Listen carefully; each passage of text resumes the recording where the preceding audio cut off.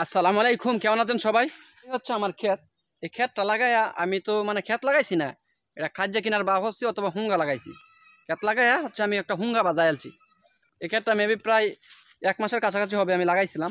লাগানোর পর কি পরিমাণ যে গরু এবং ছাগলের অত্যাচার আপনারা না দেখলে বুঝবেন না।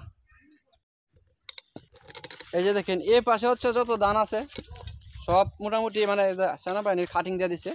এবং এদিকে উপরে আর একটা ক্ষেত আছে দেখেন, এটাতে ওই যে। এখন কথা হয়েছে, আপনি কত ফিরাইবেন গরু ছাগল? একবার ফিরাই দেওয়া যায়, আরো 10 বার আয় বাবারি। মানে গৃহস্থ যদি আগে দেখেন, কাটিংটা দেখেন কি পরিমাণ খাইছে। গৃহস্থ যদি ছাগল যদি আটকে না রাখে, তাহলে কি ক্ষেতের মালিক কি কোন মানে পারবো?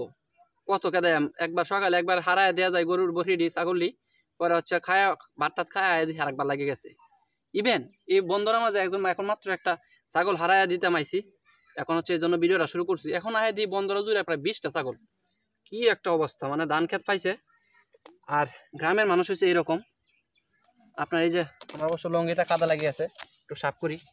তো গ্রামের মানুষ হচ্ছে এরকম যে ছাগল ঠাগল এগুলা সাইরা মানুষের অত্যাচার করে, বিরাট অত্যাচার করে। এই অত্যাচার সহা যায় না।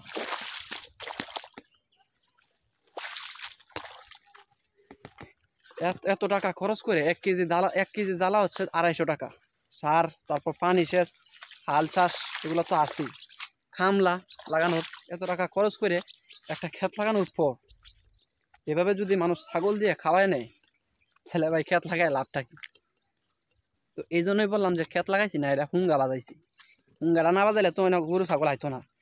হাজার হাজার টাকা, মানে একটা 1 কাঠা জমি লাগাইতে প্রায় কয়েক হাজার টাকা দরকার।